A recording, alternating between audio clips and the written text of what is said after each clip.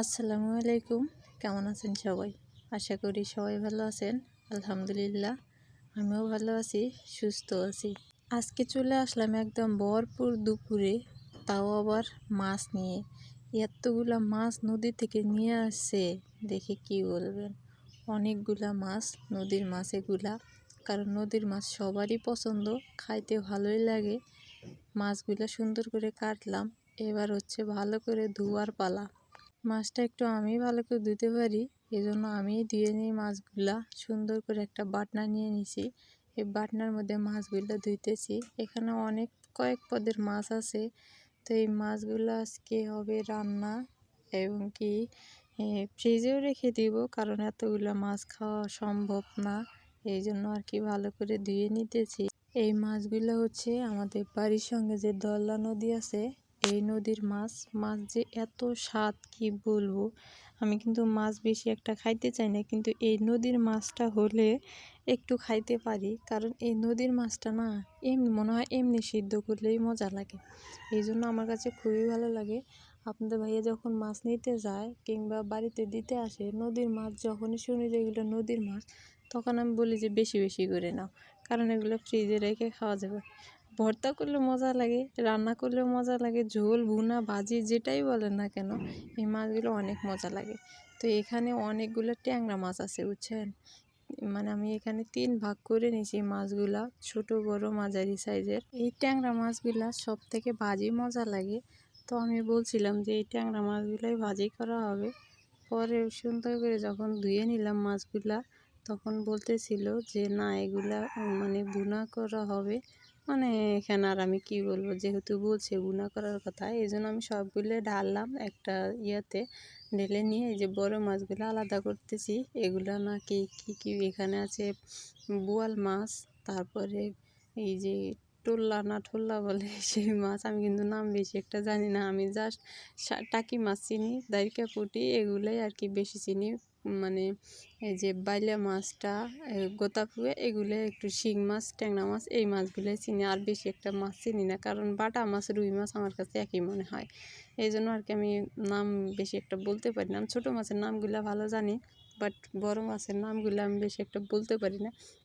তো এই পাশে আমি বড় মাছগুলো আলাদা করতেছি, আর এই পাশে হচ্ছে বৈরালি মাছ, এই যেগুলোকে বলে ওই যে ছোটো ছোটোগুলা, ওগুলো আলাদা করে নিতেছি। কারণ এগুলো একসাথে ধুইলে না সব আউলে যাবে। ছোট বড় মাছ যদি একসাথে ধোয়া যায় না, ছোটোগুলো একদম গলে যায়, নষ্ট হয়ে যায়। এই জন্য মাছ আমি যখনই ধুইতে ধরি, মাছগুলো সুন্দর করে আগে বাছি, দেখি যদি এক সাইজের হয় তাহলে সবগুলোই ধুই।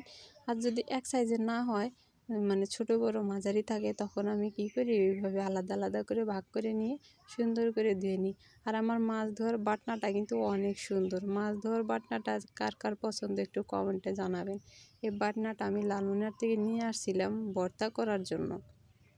ভর্তা করার জন্য যখন নিয়ে আসি, তখন দেখি বেশি একটা ভর্তা খাওয়া হয় না।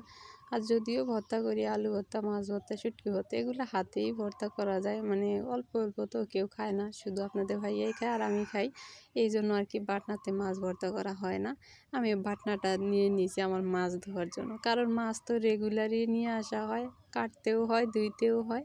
এই জন্য আমি বাটনাটাই এখন এই মাছ ধোয়া বাটনা বানিয়ে নিয়েছি।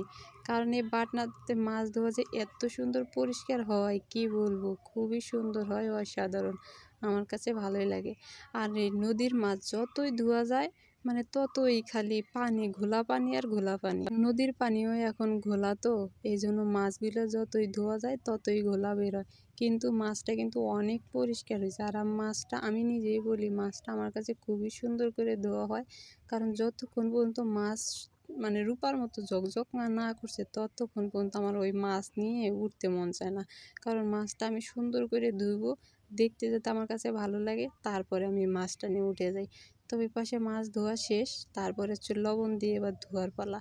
আর এই মাছের মানে কী যেন বলে এগুলাকে, এগুলো আমি কিন্তু ছাড়াই নিই, কারণ এগুলা খাইতে বেশি একটা ভালো লাগে না, ওর মধ্যে বালু থাকে, এমনি নদীর মাছ তো, এই নদীর মাছের মধ্যে আরও বেশি বালু থাকে, এই জন্য আমি ওগুলো ফালাই দিই। এ পাশে সুন্দর করে সব কিছু ফালাই দিয়েছি, কিন্তু ওগুলো সব মাছেরই ফালাইছি। আমি ধোয়ার সময় একটা একটা করে মাছ নিয়ে সুন্দর করে ধুয়ে উঠাই, কারণ যাতে এর মধ্যে কোনো বালু টালু না থাকে, কারণ এটা খাওয়ার জিনিস, তাই না? সুন্দর করে খাইতে হবে। সব কিছু ধুয়ে রেডি করে নিয়ে পাশে রান্নার জন্য কিছু দিয়ে আসলাম। আর এই ট্যাংরা মাছগুলো, ছোটো মাছগুলো এখানে রাখলাম, কারণ এতগুলা মাছ খাওয়া সম্ভব না। ফ্রিজে রেখে দিলাম, যখন মন চায়। আমার কাছে ট্যাংরা মাছগুলা ভাজি মজা লাগে। আর আপনাদের ভাইয়া তো বলতেছিল যে ভর্তা করবা, আর এই পাশে দেখি নর্মালে কি আছে, চিচিঙ্গা ঝিঙ্গা নাকি রান্না করবে ডিম দিয়ে। এর পাশে মাছ ধুয়ে মানে সব কিছু রেডি করে দেওয়ার পরে পরে এত পরিমাণ বৃষ্টি হয়েছে, কারণ মাছ কোটার সময় দেখছিলাম আমি একদম ঘেমে গেছি গরমে।